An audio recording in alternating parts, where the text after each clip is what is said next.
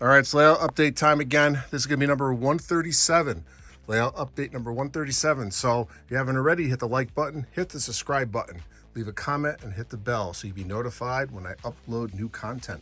Let's get started. All right, so at the last update, number 136, I was able to get this track in here. Now the name of this track is gonna be the Hill track. And there was a section in New Haven called the Hill. So this is what this is gonna be called. And as you can tell, it travels alongside the other opposite side of the layout and connects with the upper bridge. One thing I did notice after I released the last video is I'm gonna have to move American steel and wire, and what I'm gonna have to do is move it over this way some. So I'm gonna have to figure out how far I need to move it over. Now the only drawback is I already have the feeders already installed here. So what I'm gonna have to do, possibly, is to take those feeders out, take the track out and just reposition it. But the great thing about the way I wired this, I could just disconnect from the Wagos and then reconnect it. So I don't have to solder or anything, I just have to maybe drill 4 new holes, but that'll be the extent of it. So let me get started. I'm gonna move this factory over, and then I'm gonna add another structure right here.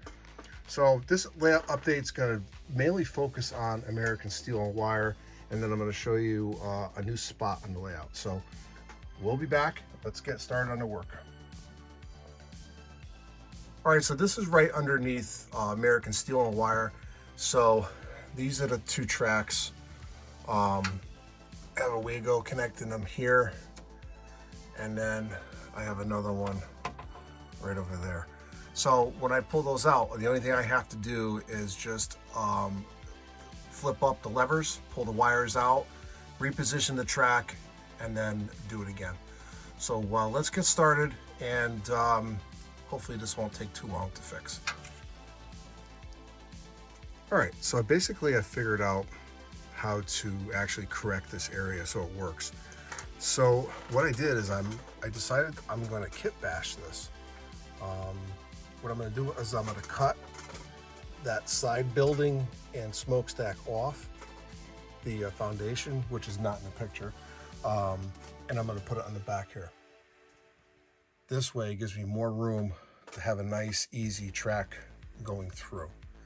The other thing is I cut this track back. I'm going to put one solid piece that goes in here so it's nice and smooth. From a distance, the way the track angles in is much cleaner, so that will work. The next thing, what I'm going to do is, once I bring the track out, I might be able to move this crane. So I'm thinking about moving the crane possibly in here, or maybe angling it. I haven't decided yet, but that's in the works. And yeah, so that's pretty much it. So let me get back to work, and then I'll show you another update.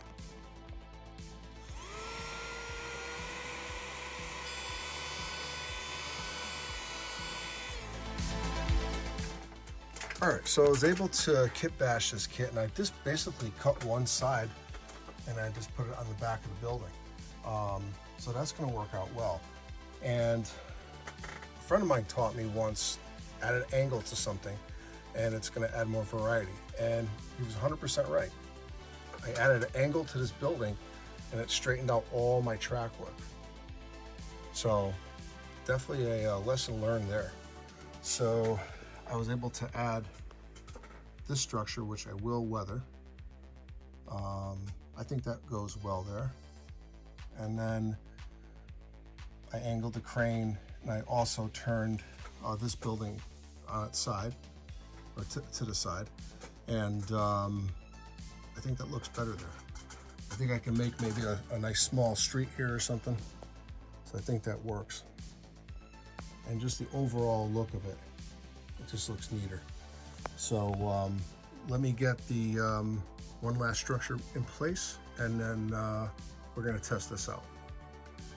All right, so I'm gonna test the trains tomorrow, so I'm gonna call it a night. But I'm really liking how this is coming out. As you can tell, the track work looks so much better. Definitely works better. And what I added was a water tower. So I think that in conjunction with the smokestack in the back is going to look really, really good. Now this here is going to be an overhead crane, like a gantry crane here. And then we've got another crane over here. So American Steel and Wire is definitely coming along. So we're going to end this for tonight, and then I'll be back at it tomorrow, and then we'll run some test trains through here. Have a good night, and we'll see everyone tomorrow. All right, so it's the next day, and we're going to be running some trains, and we're going to be testing the track work that I did.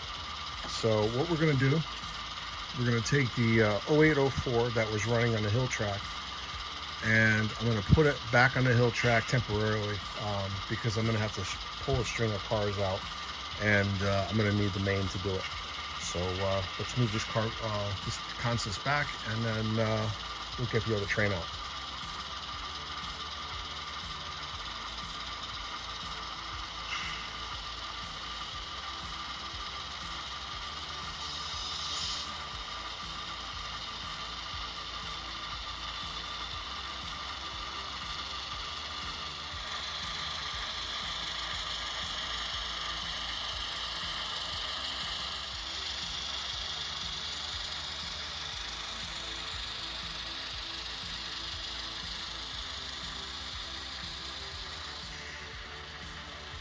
All right, that'll do.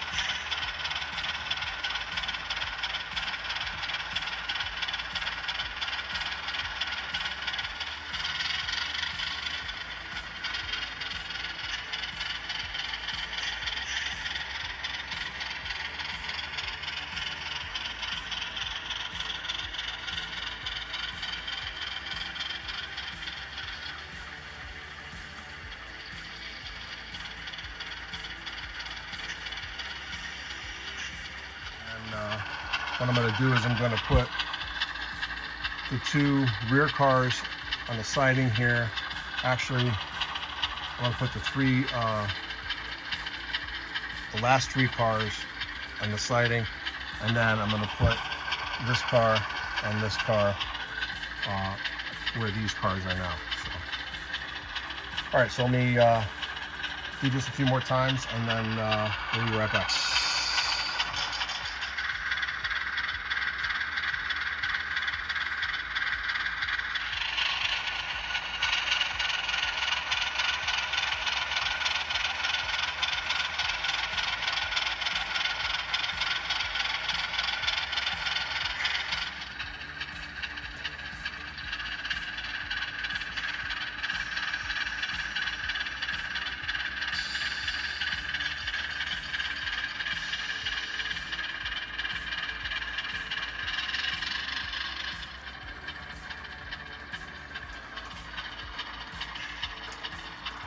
we're going to talk about this before I end the video tonight.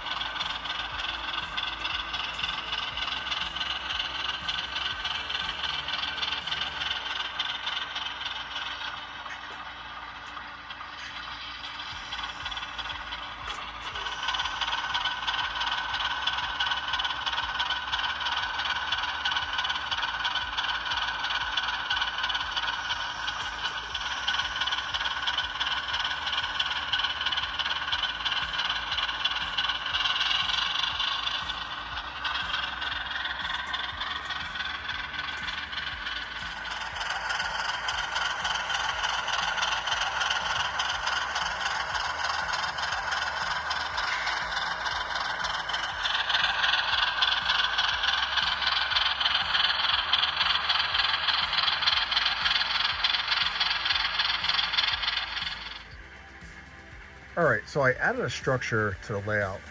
This particular model is a Foscale model kit, and this particular one was built by Doug Foscale. Now, Doug gave this to me a number of years ago, and I decided to use it on this section of Elwood Junction, and it's going to serve as a creamery for this part of the layout.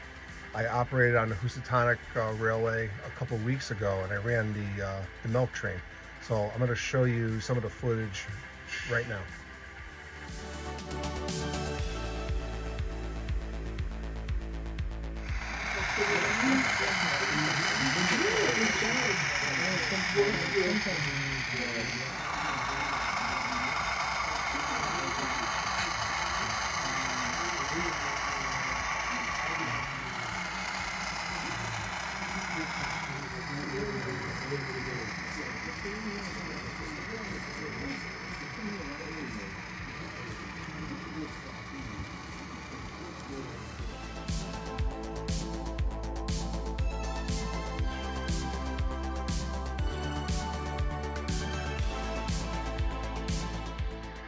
All right, so I'm going to put a link in the video description for this particular model, so you can check it out.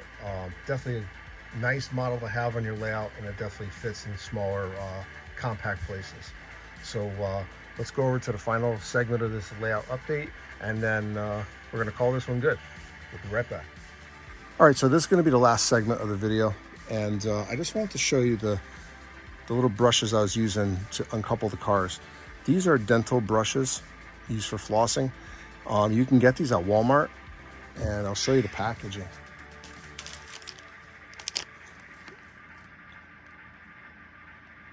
This is what I bought. And you get 20 of them in a package, and it's less than $5. I think it's like $4.25 for this bag. So what I like about them is that they get in between the couplers, and the couplers just pop.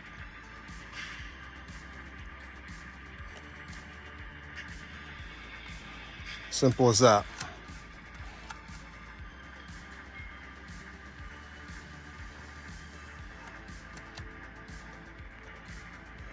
All right, so it's definitely an alternative. If you don't have a skewer, if you have one of these laying around, these will work.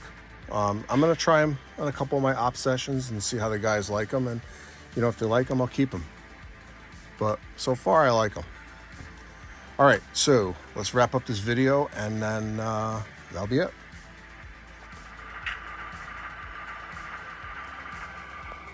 All right, so I hope you enjoyed this layout update. I'm pretty pleased with how the American Steel and Wire came out. Ran good, switched out really nice and easy, and this industry is actually perfect for 5 cars.